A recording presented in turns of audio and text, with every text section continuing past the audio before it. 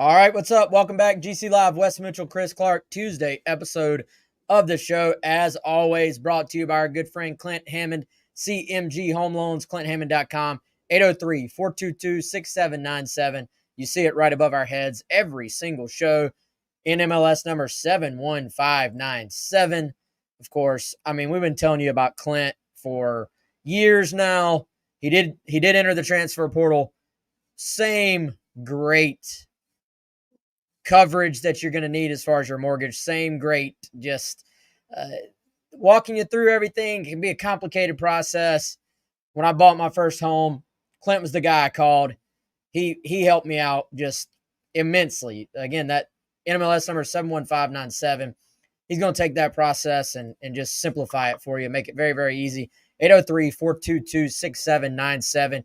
If you want to call him and also commiserate over the game Saturday. Yep.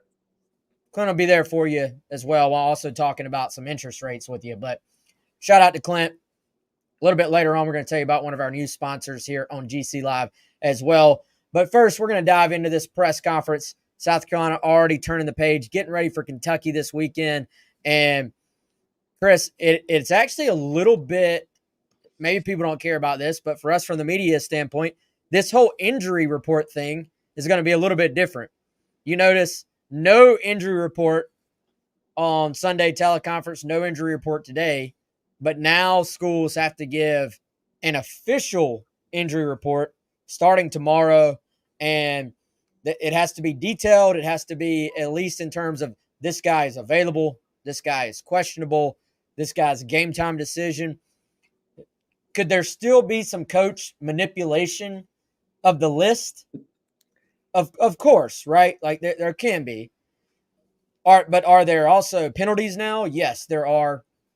And I think this will stand to give us a little more direct, official idea of exactly where things are. But now so does this mean, though, we won't be getting comments on the injuries? We'll just be getting that official statement?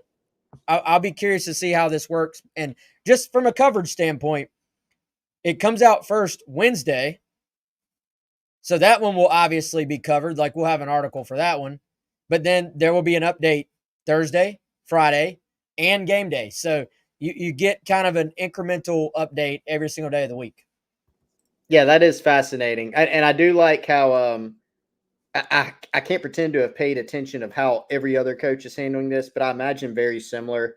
And then a lot of coaches now are going to be like, yeah, I'll tell you about the injuries when I have to now. But we are going to get a little bit more than usual. It will be the not accusing any coaches, but the leeway that they have of maybe fudging a thing here or there will be interesting to see, like, how do they administer the penalties, right? Like, if you say a guy's questionable, but he was really out, like, what is, like, how do you even do that? I don't know. And can coaches just say, are they still going to be able to do the lower body injury type of thing? I would imagine. Yeah, that's a good question. Yeah. I think it'll be good for the game regardless, even if it's still, there'll probably still be a few issues with it. For the most part, it'll be good for the game, I think, and good for us too, in terms of knowing exactly who's going to be out there. And I mean, good for the gamblers as well. That's ultimately what it is for. But so previewing Kentucky, that was today's press conference. Obviously, like I said, no injury report. So no, what I would call hard news, frankly, from this one. More of a big picture, sort of typical Tuesday press conference. And I think Chris, Big Red saying, does announcing the injury report give opponents an upper hand? Well, everybody has to announce it. So everybody's on an even playing field. I think it's a good thing, honestly, for the game itself. It's good for the fans to know who's going to be out there, and we'll certainly see how all that plays out. But most of today was kind of your typical, hey, Kentucky's good at this, they're good at that, here's what they're all about. I mean, South Carolina has been in some tight games with Kentucky, and obviously last year, very tight game. The year before, South Carolina kind of controlled that game and then pulled away at the end and really played very well in Lexington. This past season, looked like Kentucky was going to win the thing. Carolina scores pretty late. goes on to win in a just crazy environment at Williams-Brice Stadium. So, Chris, it felt like, so for years, South Carolina had Kentucky's number. Then Kentucky had South Carolina's number for a stretch. And now South Carolina has won 2 straight. And let's go ahead and just call it for what it is. We've talked about it all offseason. We can't back down from this now. This is one of the most important games of the young season, regardless of how fans feel about this past Saturday and being disappointed, being upset. Doesn't change the fact this one is massive. Yeah, I mean, you didn't lose that game Saturday, Wes, but the players certainly cannot take the approach of letting that game kind of mentally stay with them, right? For lack of a better term, stench of that game from Saturday, even though they won, it has lingered with the fan base, right? I mean, watching Beamer's press conference live, I saw some of the comments. I've been following our forums on the Insiders Forum on GamecockCentral.com. I've been following social media. I mean, there's still a lot of conversation in Columbia and in Gamecocks country about how that game went. People are not happy with the performance, obviously, and everybody knows that it's got to get better. The team, I think, Wes, we've had some questions about the team and kind of how they're handling it. They've had, a Sunday practice, corrections, kind of a lighter day, normally Monday day off. Today, hit the practice field on Tuesday in earnest, and it's full-blown Kentucky week. One thing that I have picked up, and Beamer had some comments that hit on a little bit of this, of just watching back some of the tape and what they saw. The players know, obviously, that they did not play well enough in a lot of facets. Really, you look at offense, defense, special teams, there are issues with each of them. Most of the focus has been on the offense, right? And now the question is, how many of those things can you correct in a very short amount of time against an opponent that's going to be a lot better, quite frankly, better athletes, better everything in Kentucky? I think it's obviously going to be a big challenge. So they got to go out and make sure that they implement those corrections as quickly as they possibly can. Yeah, for sure. And I think, Chris, the obvious for me with Kentucky is, dude, you look at Walker in the middle of this defense, and I mean, this is one of the most impressive defensive tackle prospects that South Carolina is going to face this year. I mean, he just is, from a size standpoint, from a standpoint of a guy that can actually move at that size and move well and is fleet of foot, and really kind of a guy that I think, this was something Beamer touched on, and that he can wreck your game plan. So I think if you're South Carolina, you've got to go into this thing saying he's our first priority on offense, trying to find a way to control him. Now, this is a Kentucky defense.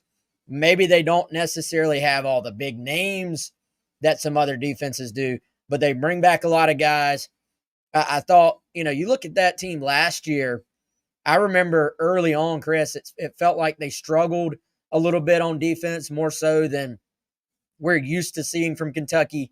Then, they played very well defensively against South Carolina and basically held Carolina in check all game long, which is, I think, relevant to this game when you consider that they did bring back, I think Beamer said 10 guys from the defense last year. You brought in a transfer who is someone that basically, I think, was hurt at Georgia last year, but started the year before and is a heck of a player as well at linebacker. And, I expect, Chris, nothing less than what we're used to seeing from a Kentucky defense. And that is hard-nosed, make you earn every yard, drop back, play some zone, but this is not what you call soft zone. This is play some zone and just beat you up front and force you to chip away, go down the field, and score. I think this is a game that you look at it on paper, combine what we've been talking about with South Carolina's offense and needing to make a jump with what you would expect from Kentucky's defense. And, that jump is going to have to come quick in terms of being precise on offense with what you're doing in the throw game. I want to go back to one point that you made, Wes, about just this game against Kentucky, how critical it is. You start looking at the schedule for South Carolina, and I think after we can't take too much away. We've had basically 2 weeks of college football, week 0, week 1, and most of South Carolina's opponents obviously just played in week 1. And a lot of them played, no offense to those schools, cupcakes, right? That's one reason why the SEC, aside from just being very good with a lot of good, great, elite teams, that's why they set a record of most 60-point wins, margins of victory, since what, 1938, 1948, something like that. There's a reason for that. I think after 1 week, Wes, this league might be even better than we thought. I mean, like, we thought the 2 worst teams would probably be Mississippi State and Vandy. Vandy just beat an ACC team at home in overtime in Virginia Tech. Mississippi State won their game 56-7, right? And I don't even care who they played. I think they played Eastern Kentucky. Don't know a thing about them. Both those teams won, right? So you start looking over South Carolina's schedule. The Kentucky game on paper, as all these things are right now, seems like one of the, like, quote unquote, more winnable games, but you're an underdog. What's the line at now? You said it yesterday. I think 9, 10? 10.5 at times today. 10.5. So you're a 2-score underdog on the road against an SEC opponent, which is a good team, and they won their week 1 opener 31-0 over Southern Miss. Yet, this is one of the more winnable games. I mean, that says a lot about the road ahead. You don't want to dig yourself too big of a hole if you're South Carolina. If you're going to get to where you want to go, this is really the type of game that you need to win. Otherwise, you're going to get to a point where you say, "Hey, we got to go win 2 of 3 against Ole Miss, Bama, and Oklahoma, or something like that." To get to see the path to bowl eligibility, and those are tougher challenges. So, a lot to clean up week to week. I know Beamer talked about a lot of that today in the presser after going back and reviewing the film. Certainly some schematic things. He pointed out, Wes, he's recognized that the players, or he's shouted out the players for playing hard, but also said sometimes in perimeter blocking, they didn't arrive with, the word he used was, enough intent to get the job done, which to me kind of points back to, I guess, the effort or the way in which you're doing things. Obviously, Sellers, there's a lot of eyes on him, a lot of pressure on him, as Beamer said. He's got to play better. What type of positions? How can the staff help him? Just a lot of questions that they've got to get answered in a short amount of time against the Kentucky defense, as you said, is going to be very physical. Stoops teams always are. They're going to make things very, very tough on you, especially on the road. It's become increasingly not a very easy place to play in Lexington. Has not always been the case, honestly, and they've become more and more of a football school, even though they're a basketball school first. They do care about football now, and Stoops has done that. Travis said, "Do you see my comments about the run game from the forum?" I think I did, Travis, but you're going to have to refresh my memory on that as to what it was. I have read a lot of posts this week. And Chris, so I don't want to get too deep into this, but speaking of the other teams in the SEC, I was mesmerized watching Ole Miss's offense in the first half against Furman. I know it's Furman, but I mean, I think this is one game. I think if Ole Miss had been able to keep Judkins, that may be a national title team. Yeah. That's my hot take from week 1. Like, I know they're up there, but maybe behind like the top 5 schools, at least in terms of the way people see them. But dude, that offense, I do think there's some question marks at running back, but in terms of their passing game, it was incredible. Like, they pretty much, against Furman, they pretty much broke the game of football. Like, literally the stuff that's supposed to work, like Furman is sitting there dropping back into zone. And generally that's like, all right, against most teams, even if you're outmatched, you drop back into zone. If you can get any pressure on the quarterback whatsoever, you're forcing them to throw underneath and dink and dunk on you. Well, Ole Miss has obviously recruited pretty well on their O-line as well because they have such speed and size at receiver, a great quarterback, and an O-line that can pass pro. The gaps in the zone just get bigger and bigger and bigger. So they're running these concepts like 30 and 40 yards down the field. Like it's not just go ball. It's this guy's running a scissor route where it's like post, corner, and then the receiver over here is running this sail route that these two guys have just run everybody off. And then, this guy enters the picture of the zone over here, and he's wide open for a 40-yard gain. And they're just doing this over and over. Like, they literally broke the way the game of football is supposed to work. And then they got you looking deep, deep, deep, deep. They start throwing RPOs out to the perimeter to these freak receivers with the DB 10 yards off. I'm like, this is not fair. Like, I legitimately, I'm big in the Spurrier camp of like, hey, make the other team stop you. I felt bad for Furman because through 8 drives, Ole Miss had 7 touchdowns and a field goal. That was the first 8 drives of the game. The 9th drive was the final drive of the half. Ole Miss actually got into field goal range on that drive as well and missed the field goal. But so 9 first half drives, 7 touchdowns, a field goal, and a missed field goal. And Dart was on the bench by the second half because they were up 52-0 at halftime. Yeah, I mean, that was something. And I mean, I saw Furman, Clay Hendricks. I saw his post game comments, and he literally dropped the "they were who I thought they were" type of thing. He said that he told his team Furman that they could play Ole Miss 100 times, and he's not sure it'd be much different, with how they played. He apparently, felt like they made a lot of mistakes, and I mean, Ole Miss is just so good, man.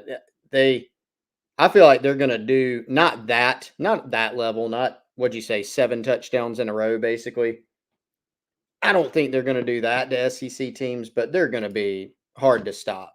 I think, and man, I don't know, Wes. Even taking Judkins out of the picture with him being at a different school, they still have some very talented backs, and they've got a great play caller, and they're good up front, I think, and they're loaded at the skill position. So, going to be a tough out, no doubt.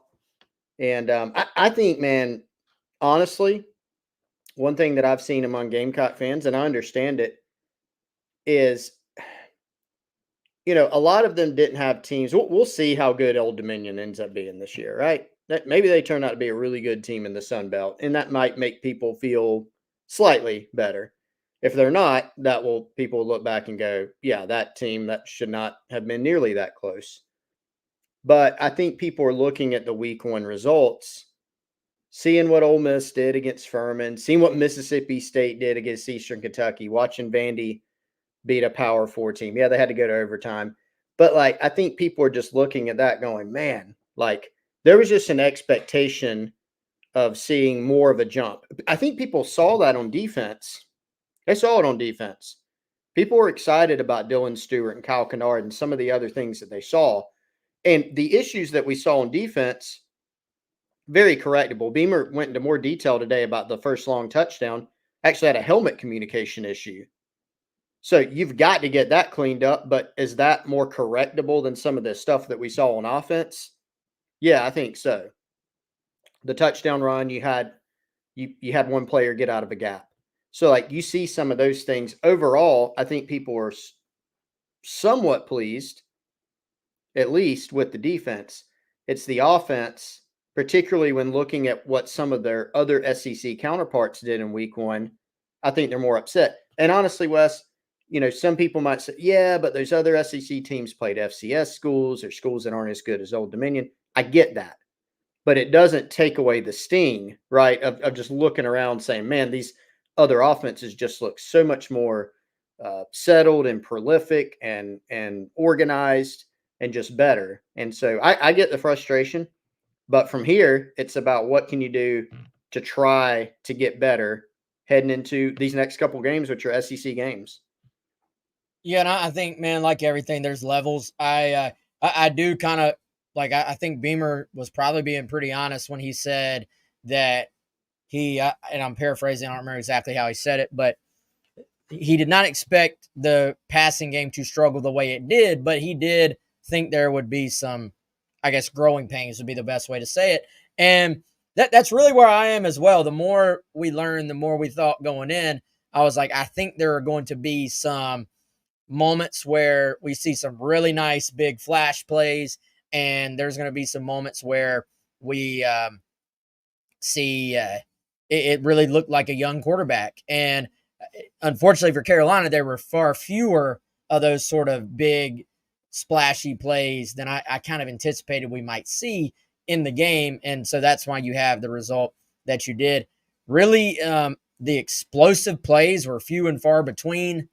Haven't gone back and counted it, and it depends on how exactly you count it as far as passes versus runs, but very few actual explosive plays in the game for South Carolina, which I think is something that's obviously got to change. But hey, Kentucky's a team, they're going to take away your explosives, man. Like that's something they're most years very, very good at. And so I think for Carolina,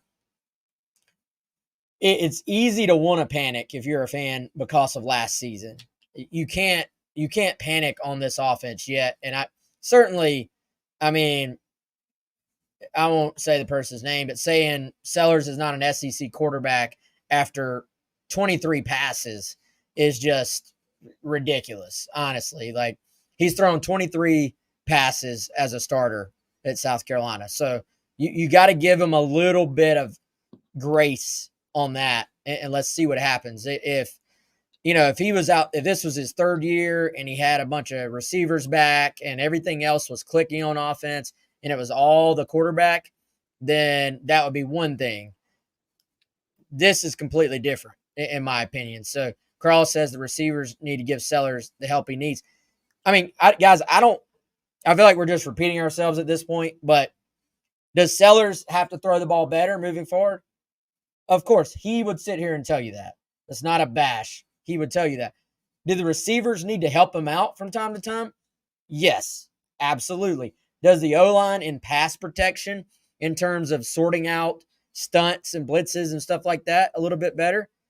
Yes, absolutely. So it really is all of those things. Now, the problem is when you're dealing with all those things being an issue, you have what we saw Saturday in that you can have 10 guys doing the right thing, but if on that play, it's, hey, the receiver didn't make a play. Or on that play, hey, Sellers was off. The whole thing gets thrown off. If you're a safety or if you're a linebacker and you hit the wrong gap, but nobody's running to that gap, you just live for the next down and nobody knows. On offense, most of the guys have to execute at a fairly high level every play for it to work. This morning on the Radio West side, talked about kind of just off the cuff these three things that need to happen for Lenoris to improve. But I think really hearing you talk, there's actually several more. And so here's kind of a brief version. Number one, he is going to have to throw the football better. And I think, was he, even for a guy that's very even keel like him, was he a little keyed up? Maybe at times, yes. He missed some throws. There's no doubt he missed some throws that a couple of them were probably catchable for the receivers. Some others that were not as catchable, where you say that's just not a great throw, right? There's going to be, I think, some natural improvement from Sellers as he continues to play. The line about a guy not being an SEC quarterback after his first start, I remember hearing the same thing about Connor Shaw. He's the best quarterback in school history. Not saying Sellers is going to get there. I'm just saying we need a little bit of time maybe let's give it a few games even.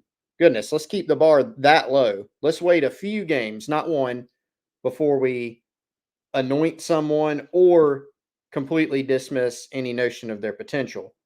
There will be, I think, some natural improvement with Lenoris Sellers because he has the tools. If he was a guy that we're like, man, he's just not that talented, we might say, yeah, this might be about what he looks like. We know he's got more talent than that. So natural progression. Number two, his offensive coaches, I think, need to help him in that progression. So how good of a job can they do between now and the Kentucky game, which is the next game? Very difficult challenge. How much can they bring him along in those areas of pointing out, here's something to correct. Here's how we're going to help you correct it. I'd say number three, Wes, in game. One of the things we were surprised about, I think, in game one, did Sellers have some easy throws that were schemed up that he missed? Yes. Could there have been maybe some more other easy access throws, quick throws that might have helped him more? Some different things schematically? Yes. And then I think, obviously the offensive line, as you mentioned, I would add that. And then receivers, Lenoris isn't going to be 100% on target all the time. Can you bail him out with a really good play at times? Can you make a guy miss if there is one of these easy access throws schemed up for him? He makes that throw on time and on target, and then you go get 11 yards instead of 4, that type of thing. I think there's several things that need to happen and frankly could happen throughout the course of the season. But again, it goes back to this question, how quickly and how effectively can you do those things? Yeah, and here's the thing. People equate a missed throw as if somebody can't make a throw. And when you're either getting pressured or when you are having what some coaches will call like seeing ghosts, or you're just off or you're sped up, some coaches will call it, your mechanics sort of fail you. So, I mean, these are throws that Sellers, if he was in the backyard, he probably can throw them with his eyes shut. You know what I'm saying? Like, there's a difference between missing a throw because you physically are not an accurate passer and missing a throw because you're sped up or the pass rush is getting to you or you're just out of sync and your mechanics get away from you a little bit. Like, there was one ball I think Carolina had, like, this was early on. It looked like some type of like a smash combination where you just have a little hitch underneath and a corner over top, and Sellers, and it was into the boundary, so there wasn't really much room to operate for the receivers anyway. And it was like Sellers went to make one throw, and then he hesitated, and then he was like on his front foot, and he just kind of flipped the ball up there. It's like he kind of thought he knew where the ball was supposed to go, but he was now late, and you're just like, that is a clear sign of a guy who is still trying to fill out his first game at quarterback. And so I really just think everybody's got to just slow the you-know-what down on this kid, and let's see what happens when he's thrown more than 23 passes as a starter. I am saying that number right. 10 for 23, I think. Hopefully I'm not being the guy. Even if it's 27. We'll but it's 23, right? I think that's right. Yeah, I think that's right. So, and 4 passes last year. I do know that for a fact because I've written it 58 times this offseason. But let's just relax. The guy can throw the football. I promise you. Let's see what happens moving forward and go from there. And it's going to be a total team approach on offense for them to get better. It is. That nobody wants to talk about that. Nobody wants to think about that. But that's what it will be. And so I think the red zone stuff, BRC makes a good point. Got to finish drives in the red zone. I look at that, though, the same as red zone in the North Carolina game last year. yes, what was happening resulted in you not doing well in the red zone, but you got to be able to throw the ball better, period. Like you got to be able to be better, period. Then the execution in the red zone will be better anyway. So I thought red zone was just an overall kind of Symptom? symptom. Yeah. Yes. Yeah. Yeah. Wes, I think it's a great time to break and tell everybody about our new sponsor. What do you think? Let's do it. Tell you about my guy, Brad Moore, and Legion Investigative Group, putting it right up here. In today's world, trust is everything. How do you know who to trust with your business, your investments, or even your personal life? So, Brad at Legion Investigative Group, he can help you protect what matters most. That's your identity, your assets, your peace of mind. Identity theft and fraud are more common than ever. Wes, you and I were actually trading some stories recently on some what would you call that? Some phishing attempts, I guess you could say. Yeah, they about got me. They about got you, but you know what you could do, and I told you this. You could actually call our guy Brad Moore. You can call him at 770-235-7676. I think we're going to get a little reworked graphic here and throw up some of Brad's contact info. 770-235-7676. Or you can go to legioninvgroup.com. Legioninvgroup.com. Lots of experience. He can safeguard your interest. He can take a look at how you're, managing your finances, your identity protection. If you need a background check on somebody, if you need to check out a company, if you got a weird call or email that looks legit but you're not sure, he can help you with all that. Free consultation, actually, 770-235-7676. He can help you protect your assets and your identity. So check out Brad. Big fan of the show. Another big South Carolina guy, Wes. We like working with the South Carolina guys here on the show.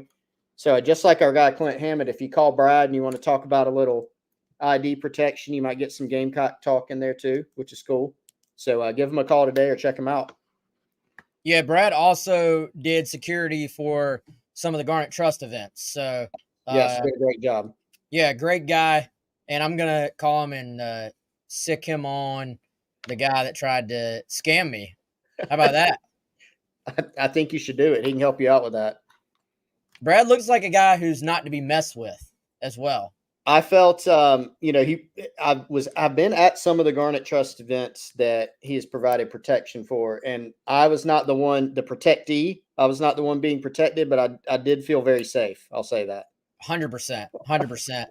All right, let's move this thing forward. By the way, if you missed it, our reaction show to the weekend, it was on Monday morning. So that's something we're going to probably keep doing from now on, at least during the season, 9 a.m. on Monday. So if you're an afternoon person, you can still, of course, watch it on YouTube later on, listen to it on the podcast. But if you want to join us live every Monday, that would be 9 a.m. We're just trying to get our thoughts out there after the game a little bit earlier than we have been. Tuesday, the way we're going to set this up, Tuesday will be right after Beamer, 2 o'clock, where we will talk about whatever Beamer had to say. Jack Veltri, and I do have it confirmed, our girl Kendall, she will be the host on Wednesday, GC Live. She's going to be helping out with us a little bit more this season. We've got a recruiting wrap-up video that will go up later on today that Kendall and I just recorded today. Be on the lookout for that on Gamecock Central on YouTube. So Kendall and Jack, maybe some guests on Wednesday, and then Chris and I will do our final preview. This is a little bit different. Thursdays at 2 as opposed to Friday. So we'll go ahead. We'll knock that out. We were just seeing from our numbers, sometimes the Friday one, so late in the afternoon, it gets lost in the shuffle a little bit going into game weekend. So Thursday will be that final preview, and everybody will have those full 2 days essentially to check that out. So that will be our schedule here on GC Live for the foreseeable future. And Big Red, yeah, there were recruits in. Like I said, we went into that on the video that we'll post on Gamecock Central and our YouTube. And also we've got a story on Gamecock Central right now if you want to check out some recruit reactions and some stuff that we have heard. Chris, in terms of other sort of little details today from Beamer or from the players, by the way, Jack already does have up basically some updates from the players and some of the things they said. And, you know, Lenoris just basically said, and I need to go back and watch the video myself, but reading Jack's updates here, basically he said he was trying too hard not to make mistakes and did get a little bit sort of happy feet in terms of wanting to run out there. Needs to just stay in there a little bit, was a little bit jumpy, just needs to be patient. I think that was pretty apparent rewatching it, pretty apparent watching it live too. But you would expect nothing less than Lenoris to just sort of, like, he's an honest kid. He sort of says exactly how he feels, says what's on his mind, and kind of confirmed what it looked like, I think. Yeah, and I think Beamer expanded on that a little bit too, about the pressure that he was under. And look, we've talked about how, even keel Lenoris is. And I think in his demeanor, you saw that he didn't get too high or low during the game, but everybody is human, right? These are not robots. This was start one. And I think I'll say both of these things, not to sound contradictory. Did I think that Lenoris would play better in game one? I did. I really did. But did we tell everybody constantly going into the opener that there would be some freshman mistakes, some first-time starter mistakes, some growing pains? Yes, right? Were there maybe a few more of them in game one than I anticipated? Yeah, but, I'm human too, and certainly things happen every week and every season that you don't really foresee, both good and bad. I do think there's, again, I talked about this earlier. I think there's going to be some natural progression. I go back to a comment that Dow Loggins had this offseason leading up to the year. Lenoris doesn't make the same mistake twice. Now, I don't know if he was probably not being completely literal in that, right? And that he's never going to make the same mistake twice. But generally, as a generality, if he sees something that needs to be corrected, he does a good job of doing that. So I think even against Kentucky, win or lose, regardless of the overall body of work Lenoris Sellers, I do think we will see some growth in his game from week to week and really throughout the season, because I do think he's a talented guy who's sharp. And I think we'll see growth from game one to game two. I don't have my pick in, Wes. It's only Tuesday on the live show. So I don't know. I haven't formulated my opinion quite yet. I haven't seen enough. I haven't watched enough Kentucky to kind of formulate how I think this one's going to go overall. But I do think it's fair to expect probably more up and down, but that he will show some growth in game two. Yeah, for sure. I don't have a pick yet either, man. Have you watched Kentucky yet? Have not watched game one of them this year. You've gotten into it a little bit, right? Yeah, I mean, I wouldn't say I've watched the whole thing. I've maybe watched a quarter and a half. I tell you what stood out to me that was most surprising is Vandegrift, who's a guy, we're familiar with him. Carolina has recruited him. Beamer recruited him to Oklahoma. He was a guy, Chris, when he entered the portal, I kind of wondered, hey, will Carolina reach out? Will Carolina be involved here? This is a guy that he was interested in the Gamecocks during the recruiting process, goes to Georgia, is obviously behind a bunch of guys there, transfers out, gets his chance to play at Kentucky, really has not played a lot. And, man, if you're Carolina, you really wish this game was in Columbia, because I think him being a maybe not younger, but an inexperienced quarterback, we know what Williams-Brice at night can do to younger quarterbacks. He's going to be a little bit more comfortable, I imagine, being there. But point I'm trying to get to, as I get very long-winded here, as always, he's more of a runner than I thought he was. Yeah. Unfortunately so. Yep. Yeah. If you turn on the tape, if you turn on the TV copy from last week, especially early on, he was running a lot. And, he's one of those guys. I feel like we see them more and more in college football because you have to be mobile at quarterback, where you're not like he's not Lenoris. He's not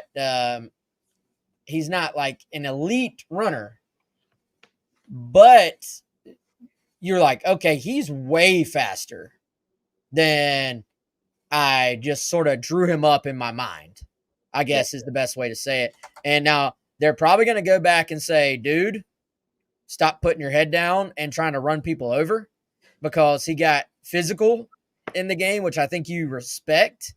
And he hadn't really been actually hit since high school, maybe. So you respect that. But going against Carolina's defense, I think that's something where they would probably tell him, don't do that anymore. But that's going to be a factor in this game that I really did not think was going to be a factor. And I'll be curious. Devin Leary came in for them last year with high expectations. I don't know about you, Chris. He didn't really match what I thought he could be for them based on what we saw. One of his seasons at NC State, he was really good. And so I'm not ready to say Vandegrift is going to be that guy for them that can raise the ceiling of the offense, but I'm not ready to say he's not either, because he did look so far to be in pretty good command of what they were doing.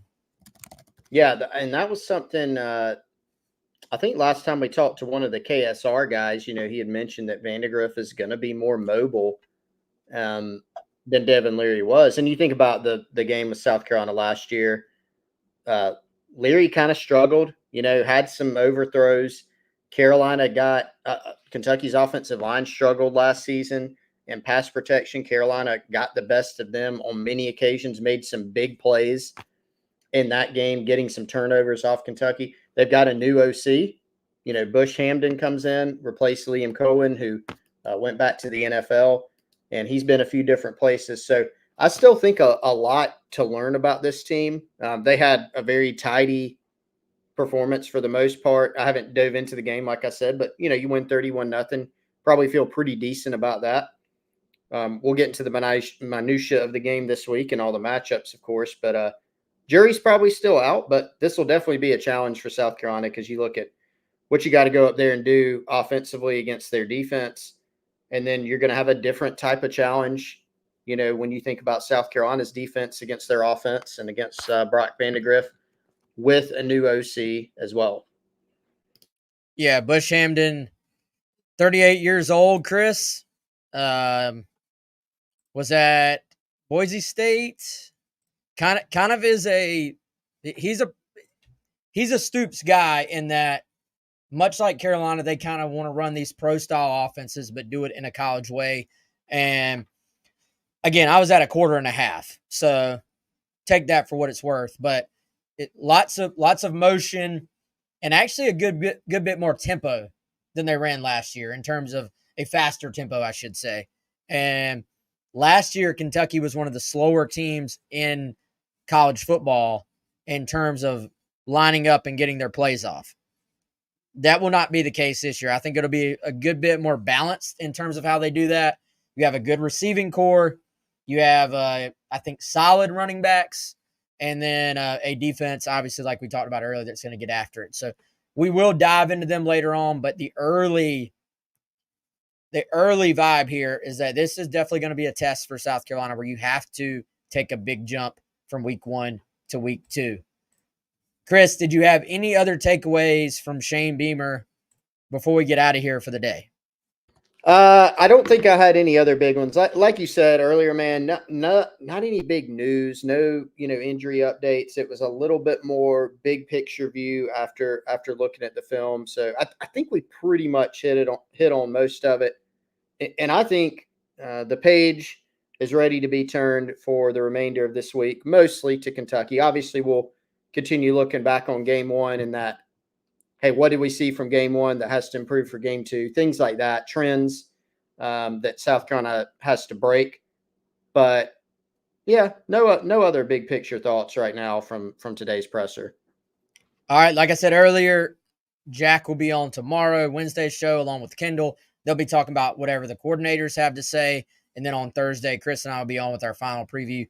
Going to effort getting somebody from KSR in on the show for that to talk about the Kentucky perspective of this one as well.